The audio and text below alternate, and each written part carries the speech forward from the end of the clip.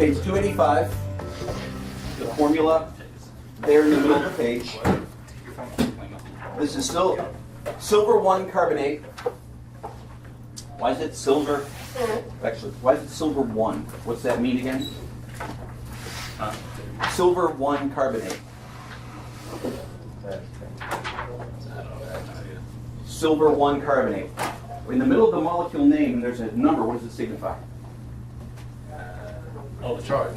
So silver 1, correct. So silver is one of those metals that can have multiple charges to it when it forms an ionic salt. You can have multiple charges. In this case, this is silver 1, meaning it is a +1 charge whenever it combines or whenever it makes this ionic salt. And so the silver carbonate and the hydrochloric acid. Now, here's the deal.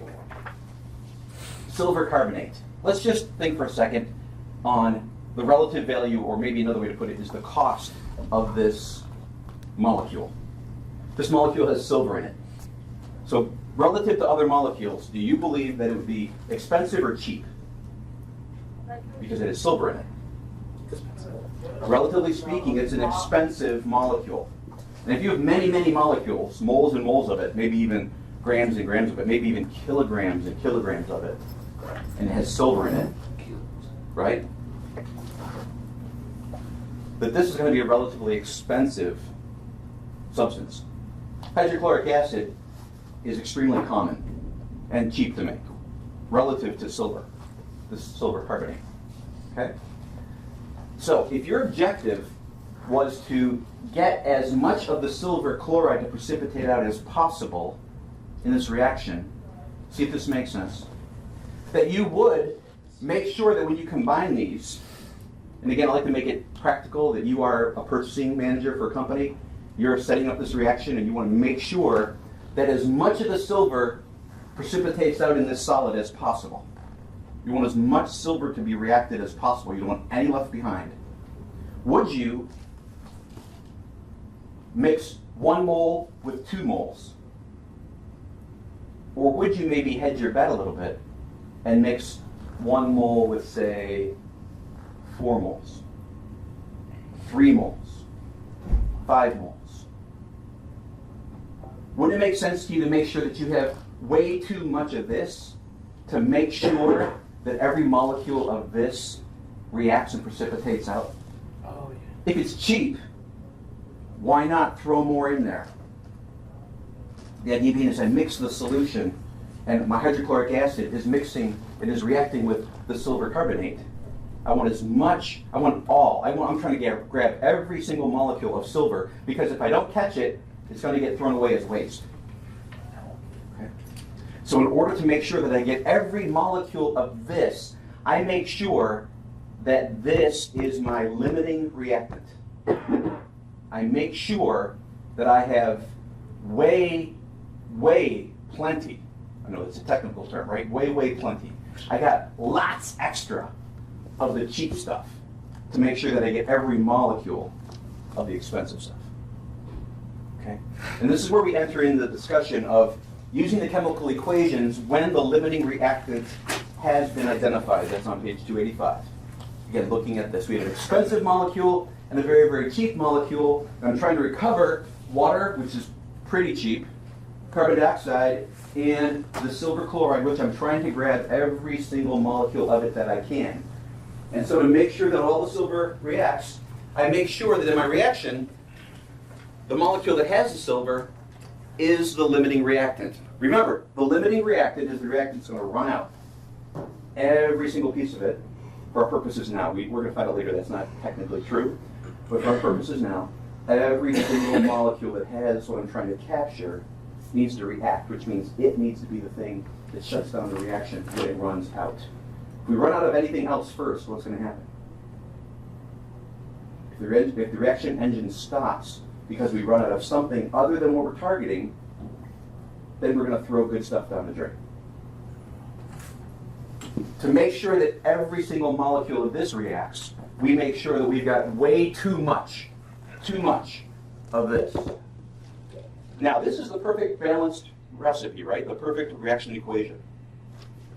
For every mole I put in 2 moles, and it produces 2 moles and 1 mole and 1 mole. Okay.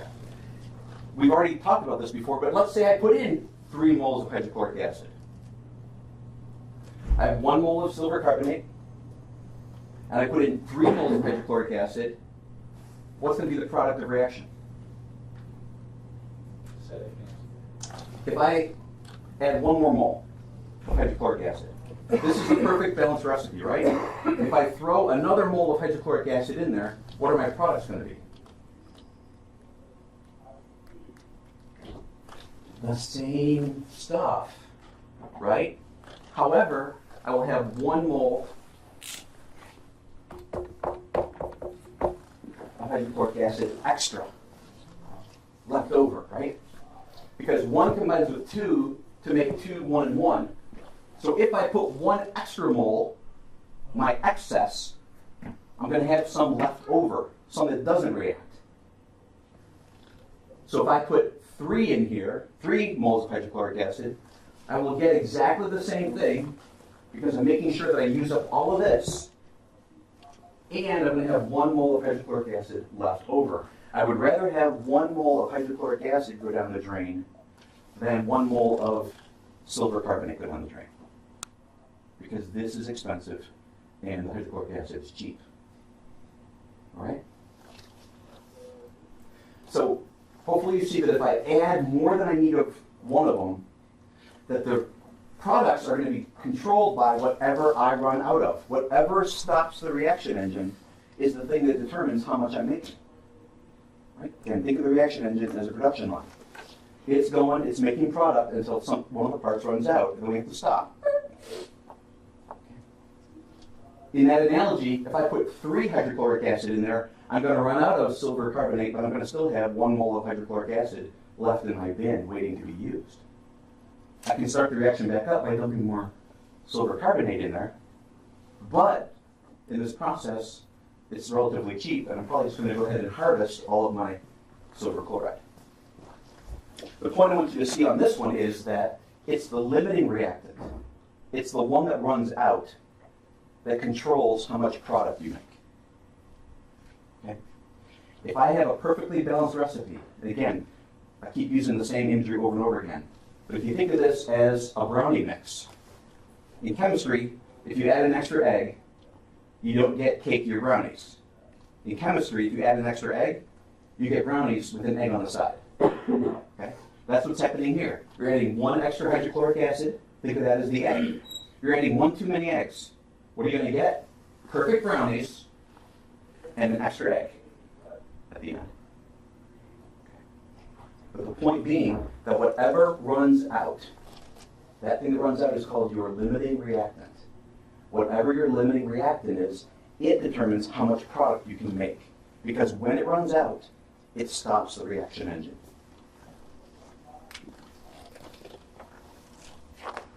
On page 286, this is example 8.4, the formula for it.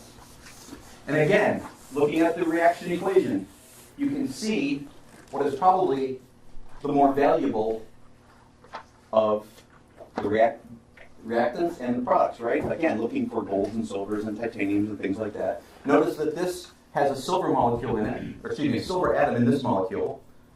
This potassium argus cyanide. There's silver in the middle of it.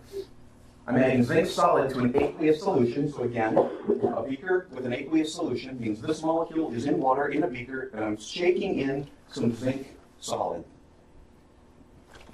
This is going to produce a reaction, the products of which are silver, zinc cyanide, and potassium cyanide. Okay? So what do you think I'm trying, as a chemist, what am I trying to capture? Silver. When I take this aqueous solution in a beaker and I shake into it zinc, I'm going to have things precipitating out and falling to the bottom. And what's falling to the bottom is pure silver. So what I've done is I've released the silver atom from within this molecule, and now it collects on the bottom. And then in the aqueous solution, I now have the zinc and potassium cyanides. So I poison, but at the bottom of it, I've got pure silver. All right.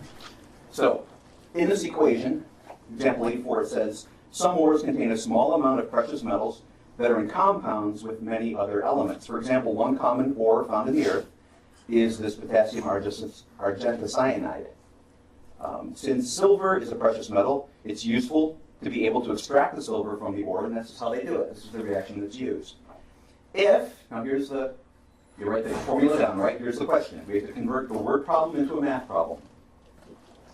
If a chemist adds 5.61 moles of potassium argentocyanide, sorry, excuse me, that's a little bit of a tongue twister, 5.61 moles, remember by my process, I'm going to write the moles that I have, that I've been given, underneath the stoichiometric coefficient in the formula. So it says, if a chemist adds 5.61 moles of potassium argentocyanide in excess zinc, what I'm going to do is come over here to the zinc, and I'm going to mark this by going and put a plus sign over it and circle it. That's my technique.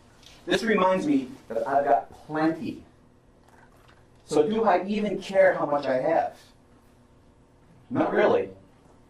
I don't care, from a chemist perspective. From a purchasing agent perspective, I may care. But in this point right now, I figure I'm going to have to compute something, and all I know is I've got this much of this, and I've got plenty of that, which means this is going to be the thing that stops the engine.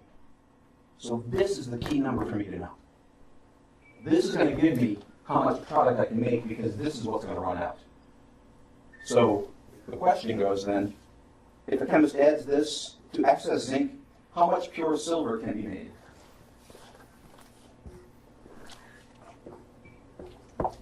How much pure silver can be made?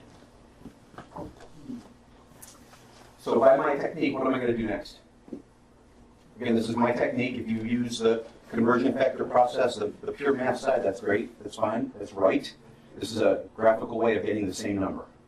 So 5.6 moles. This is my known. This is my unknown. I've drawn the vertical lines. Next thing I do, I'm going to connect them.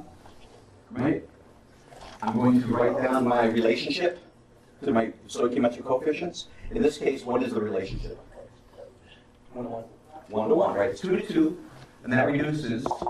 We'll start with this 2 to 2 because it's 2 and 2, but 2 to 2 reduces down to 1 to 1, right? When you have a 1 to 1 relationship, what's another way of saying that? The same amount. 1 to 1 means same amount. So if I have 5.61 moles of potassium argentocyanide, and I have plenty of zinc, then how much of everything I make is based upon how much I have of my limiting reactant. This is the controller. So if I have this much, how much can I produce? It's a 1 to 1, so I can produce 5.61 moles.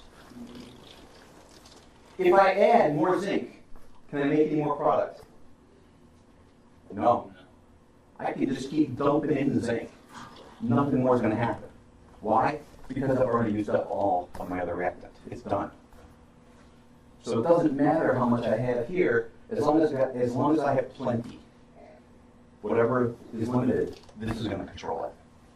Now, if I've got plenty, and I dump more of my potassium argentocyanide back into it, if I shake some more, or pour some more in, since it's aqueous, if I pour some more in, what's going to happen? If I pour more of this in, let's say this reaction takes place and it's done, the reaction engine stops. I've already said if I add more zinc, what happens? Nothing. This bin is empty. If I add more, nothing more can happen. But if I add more of this, if I add more potassium argentocyanide in there and I've already got extra zinc in there, the reaction engine starts up again and it produces more product. Okay? Because I've run out of this, it's just waiting for more parts. So if I add more to that molecule, I've added more parts to the assembly line, it can start making more product. I can add this all day long, and it's not going to do anything. All I'm going to do is add more and more zinc into my beaker. Nothing else is going to happen, because my limiting reactant has already run out. So again, the analogy, if you think about the production line, so between the production line and the easy bake oven, right? These are 2 images for chemistry right now. We've got a production line. If I have 2 bins that I put together to make a part, one bin runs out, the assembly line stops. you bring me more of the part I already have, doesn't do me any good. I need to wait till you bring me what I ran out of. If I run out of this molecule, it stops until I get more of that molecule. You can give me tons and tons of what I already have, nothing changes. I still need the other part of the product. Now, when we know the amount of our limiting reactant, we can now figure, for that much, we can figure out every amount in the reaction equation. For example, if I have 5.61 moles of my potassium argicyanide, how many moles of zinc will react with it? How many moles? Right. Relationship is 2 to 1. Right? So half as many moles of zinc reacts with this. So 2.805, 2.81 moles of zinc. Okay, and then over here, basically what I do then is look at the coefficients, right? If this is 1 and this is 1, or 1 to 1, so whatever this was, that is. So this is 2.81. And this one is going to be 5.61. Why? Because the whole reaction, all the reactants and all the products, their amount is based upon the amount of the limiting reactant. When that runs out, it stops. And with the perfect recipe, with that much, this is how much we can make. And this is how much of the other one we need. So if we knew how much zinc we had, we know it's excess. But if we actually knew how much we had, we could say that it's going to take 2.805 moles of that, subtract it from what we had, and say we've got this much left over. Hypothetically, how much more potassium argicyanide could I add to start the engine up again and have it go until this runs out? We can work back and forth like that. Right now, the principle is, if you know what the limiting reactant is, the perfect recipe creates product based upon the amount of the limiting reactant. Yes. Generally what you're going to say is, you have this much of one and you've got excess of the other, so they don't care. Later on, they're going to give you the amount of both of them. You need to figure out which one is the limiting reactant. If I told you that I have 5.61 moles of this and I have 5 moles of the zinc, which one runs up first? Well, they consume in a 2 to 1, right? So if I have 5.61, I only need 2.805. I've got plenty. This is my excess. If I told you I have 5 moles of this, how much do I need over here to react with it? Well, it's 2 to 1. For 5, I would need 10. This is my limiting reactant, right? Because I don't have 10. I only have 5.61. So you find where you're short, that's your limiting reactant. That determines all your numbers.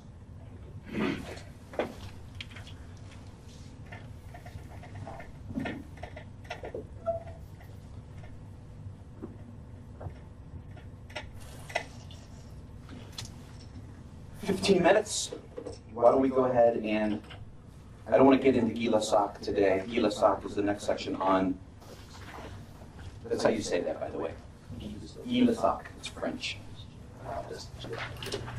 So Gila-Soc.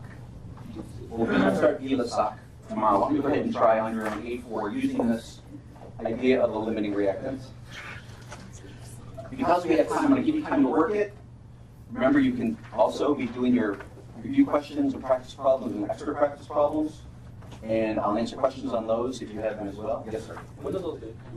I haven't set a date, but once we get through the content, I'm doing it very differently now. Like right now, I strongly want to go and lecture you through about 5 more pages, but I'm intentionally stopping with 15 minutes to go, so you have time to check your problems, figure out what you do or don't know, right? I'm giving you time every day in class to practice by doing it on your own to make sure you understand the concept. So try the on your own first. I'll freely answer questions on the on your own, and then use your remaining time to do practice problems, extra practice problems, and review questions. Take advantage of that time. Notebook. You can start doing that stuff in. This is familiar. So it's not like you're lost, like you know. Like I remember every day. But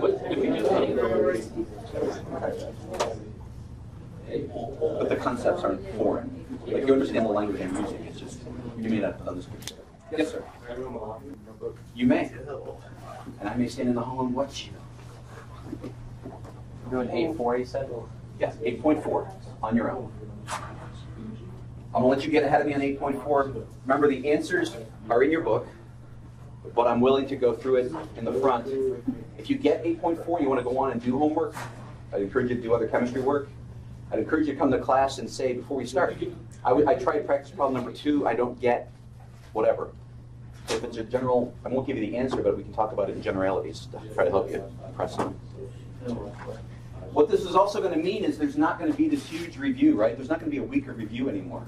We're going to finish the content and basically have maybe a day or 2 before the test.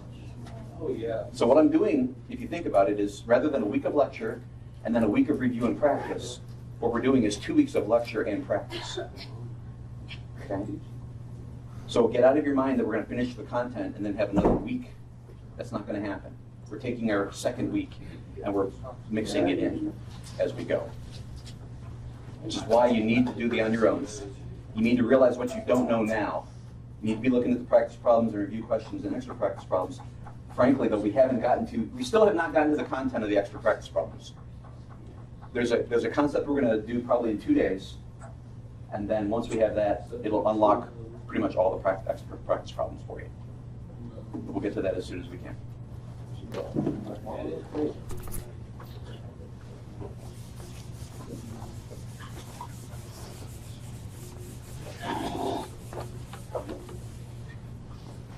And again, this process with the vertical lines and the horizontal lines and the relationships and the multiples, that's just my technique.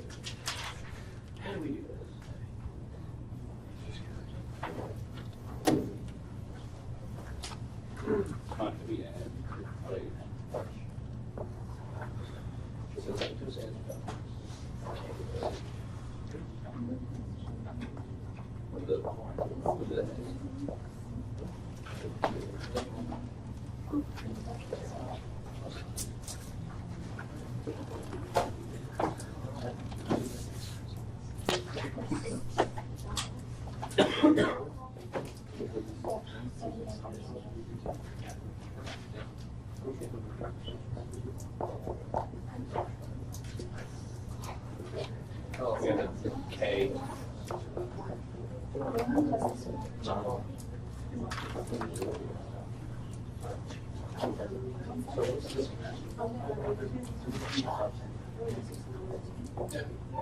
And it's water.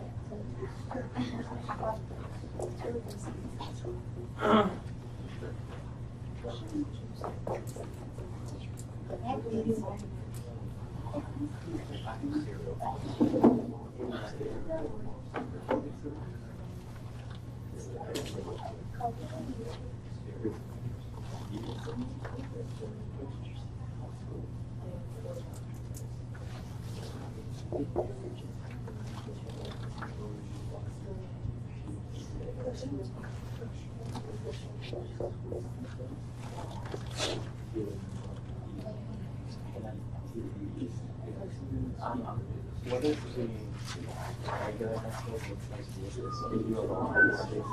What's the regular is just Usually just directly go to the conversion vectors. okay, so It's the same thing, but recording all the units.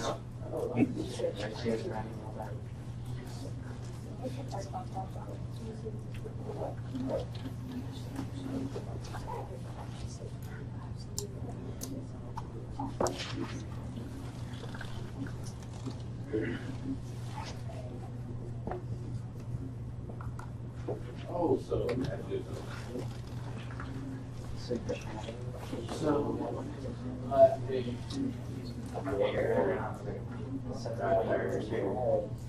Yeah, that's good.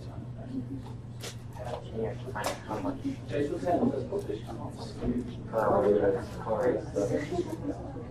The calcium chloride 6-hydrate. see how much of that is. Okay, so you're determining the number that we show in front of that.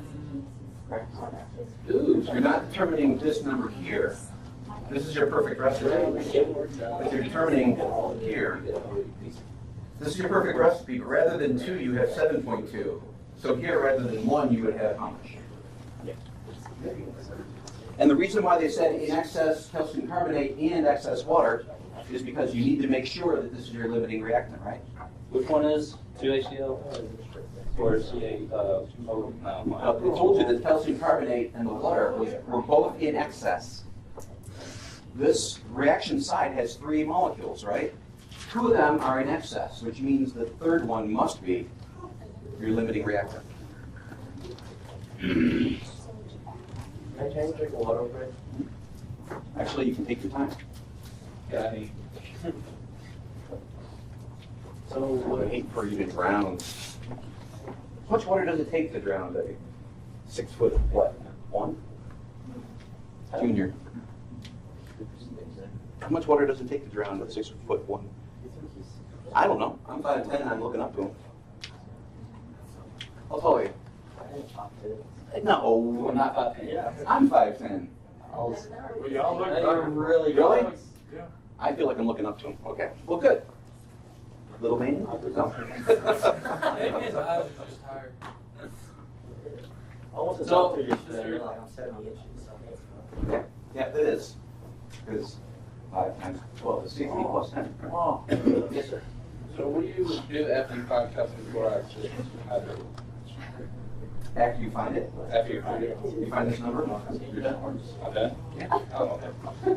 It says if 7.2 moles of hydrochloric acid are added to excess calcium carbonate and water, how many moles of calcium chloride 6-hydrate Oh, will be made? okay. oh my! That's Brings the dollars. So by saying that these 2 are in excess, what you're saying is I can run the perfect recipe this many times. How many times? 3.1 times, right? Chase, I thought you said 56. I said what's half 7.2. You said 56. Is that what it is?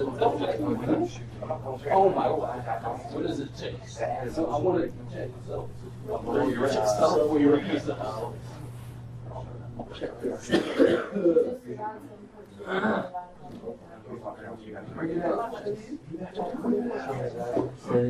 Wait, Chase, no.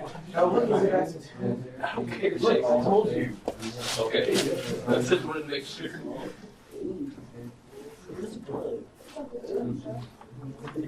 Thank you. Okay, so 3.6 moles. Why? They combine in a 2-to-1, and you make half as many as you have. So my balanced reaction equation tells me I make half as much of this as I have of this. What I said just a moment ago is how many batches, another way to think of it, how many batches of this did I make? Well, if every batch takes 2, again, thinking of the baking analogy, this is a perfect batch. You know, let's say that rather than this will serve 4, but you're trying to serve 10, how many batches do you need? So if you have a recipe that serves 4, if you make 4.5 batches, you can serve 10. Okay, I know at a certain point in scale, it doesn't quite work that way, but for our purposes, if I have a recipe that feeds 4 and I'm trying to feed 10, I need to make 2.5 batches. Okay? Here, I have a recipe that uses 2, and I'm given 7.2. How many batches can I make? Well, if every batch here requires 2, I can make 3.6 batches, right? I can make 3.6 batches, and for every batch I make, I get one of those. And do we always have to round up another decimal point? Because it's 7.20. You want to always round up another one rounding it. I don't understand the question. Can you just write 7.2? Or you have to write 7.2? Well, I give you 7.20.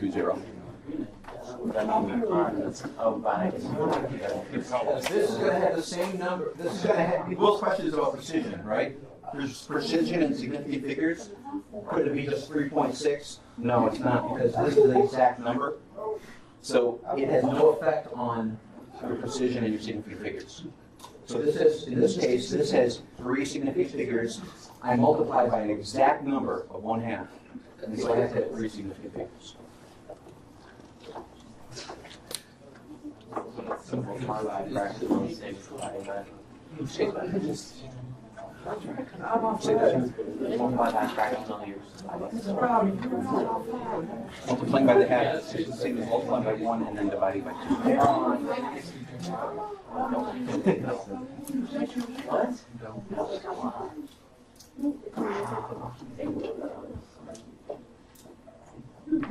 Is that the rule for the subject multiply by fractional?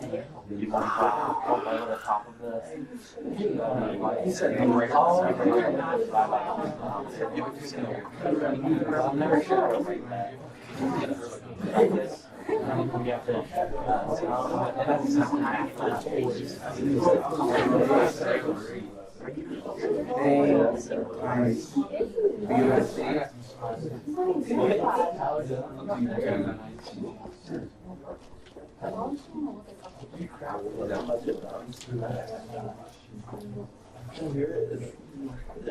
because you can always put A over 1, right? Yep.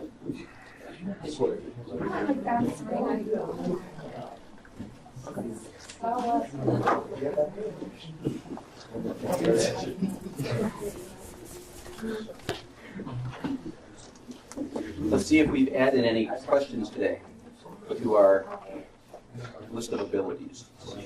How far can we go on review questions? Cannot go to number 4. Number 4 is Elisab.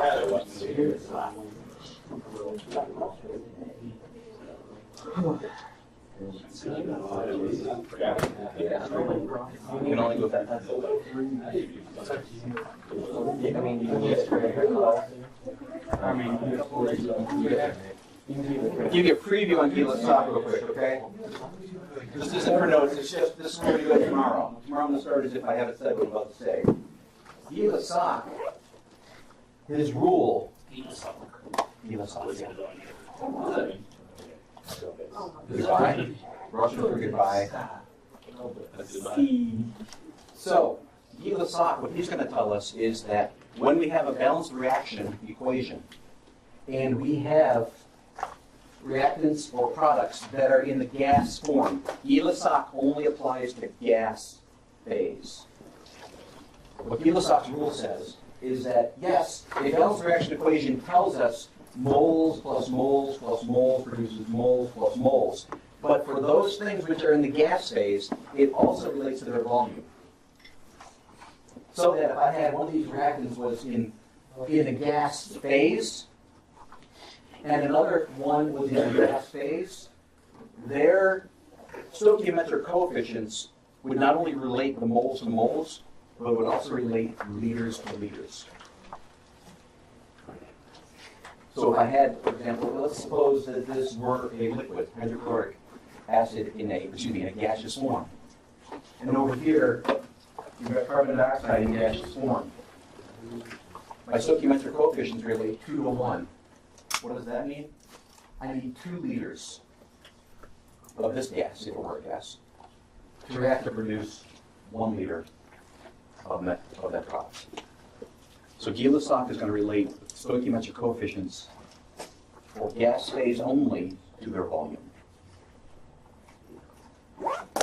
That's it. That's Elisab. Okay? So tomorrow we'll work a couple problems so you can see it. But it's only Elisab here. This is the teaching point. Ready? Remember the hint? This is a common mistake. People mess this up all the time. Elisab only applies to the gas phase. I cannot make any statement about the volume of a solid, or a liquid, or an aqueous. I cannot make any statement about their volume and how they relate to one another because they're not gases. I can only relate gases using stoichiometric coefficients and their volumes.